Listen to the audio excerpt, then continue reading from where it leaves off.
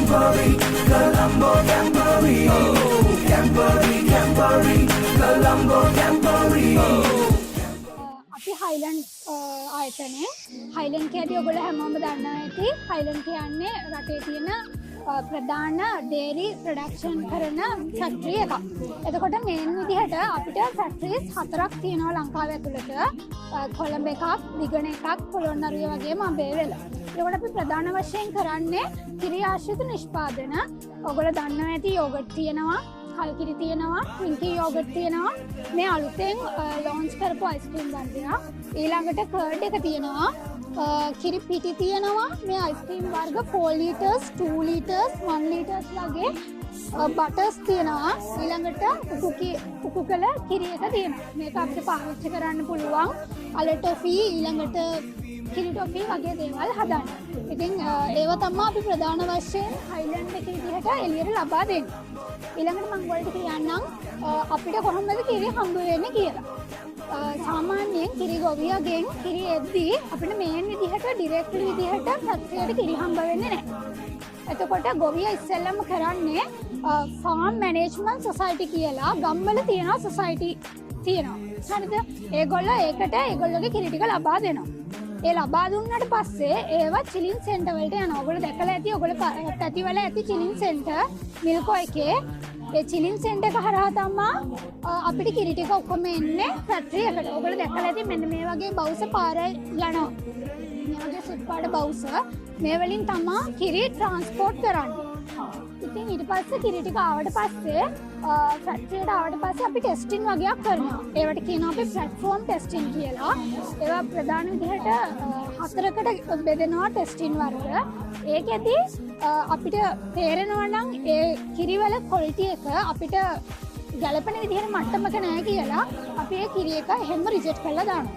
ඒ වගේම අපිට අවශ්‍ය ස්ටෑන්ඩඩ් එකට ඒ කිරි තියෙනවා නම් අපි ඒවා අපේ ප්‍රොසෙසින් සඳහා පාවිච්චි කරනවා. ඊළඟට ඒවට අවශ්‍ය කූල් මට්ටමක් කූලින් එකක් ලබා දීලා අර වගේ පේන ඔයගොල්ලෝ පේනවා ඇති ලොකු සයිලෝස් ටැංකි තියෙනවා. ඒ සයිලෝස් ටැංකි වල කිරි නිෂ්පාදන ගබඩා කරලා තියෙනවා. හරිද? ඊළඟට දැන් අපිට සමහර වෙලාවට යෝගට් හදන්න, අයිස්ක්‍රීම් හදන්න කිරි ඕනනේ. ඒ අවශ්‍ය වෙලාවට අපි අර ස්ටෝරේජ් ටැංක් වලින් කිරි අරන් අපි ඒ වලින් අපේ ප්‍රොඩක්ට් එක හදා ගන්න. තව ඔයගොල්ලෝ මොනවද තියෙන ප්‍රශ්න ඒ සම්බන්ධව හයිලන්ඩ් එක ගැන? යෝගට්. ආය කල්කිරි පාවිච්චි කරනවද? ඔව් අයිස්ක්‍රීම් තියෙනවා වර්ග ගොඩක්. ආය මොනවද ඔයගොල්ලෝ දැනගන්න තියෙන්නේ? ඔව් කිරි පැකට් වර්ග ගානක් තියෙනවා. ඔයගොල්ලෝ පාවිච්චි කරන ෆ්‍රෙෂ් මිල්ක් එක තියෙනවා. මේ තියෙන ෆ්‍රෙෂ් මිල්ක් පැස්චරයිස් කරපු කිරි. ඊළඟට මේ තියෙන්නේ ස්ටෙරිලයිස් කරපු කිරි. ඒවා වෙනස් වෙන්නේ ඒවට දෙන හීට් ට්‍රීට්මන්ට් එක මත. ඒ කියන්නේ අපි ඒවා රත් කරන ප්‍රමාණය මත තමයි ඒවා වෙනස් වෙන්නේ. මේවා සාමාන්‍ය උෂ්ණත්වය සෙල්සියස් අංශක 80 75 අතර වගේ යන ඒවා. නමුත් මේවා සෙල්සියස් අංශක 100ට වඩා රත් වෙන ඒවා. ඉතින් අයිබෝන් කියලා පිළිගන්නවා 60 වෙනි කොළඹ දිසා බාලදර්ශ කැම්පරේට. ඉතින් හයිලන්ඩ් ආයතනයෙන් තමයි අද මේ වෙලාවේ අපිත් එක්ක එකතු වෙලා ඉන්නේ. අපේ බාලදර්ශයන්ට හයිලන්ඩ් ආයතනය සහ මේ කිරි ආශ්‍රිත නිෂ්පාදන වල නිෂ්පාදන ක්‍රියාවලිය ඒ වගේම කිරි ආශ්‍රිත නිෂ්පාදන වලින් Tamanට ලබා ගන්න පුළුවන් Taman එන්ටර්ප්‍රෙනර් කෙනෙක් වෙන Tamanගේ ජීවිතේ ජය ගන්න ආස කරන බාලදර්ශයන්ට දැනුම ලබා ගන්න හයිලන්ඩ් ආයතනය අපිත් එක්ක එකතු වෙලා ඉන්නවා. ඉතින් කැම්පරිය තුල ඔබගේ කාර්යභාරය කොහොමද මේ අවස්ථාව වෙනුවෙන්? ඔව් අපිට මේකදී ඇත්තටම තියෙන්නේ මේ ළමයි සඳහා ලොකු දැනුමක් ලබා දෙන්න. ඒ සඳහා තමයි ආවේ. ඇත්තටම හයිලන්ඩ් එකේ ලොකු ප්‍රොඩක්ට්ස් ප්‍රමාණයක් එළියට එනවා.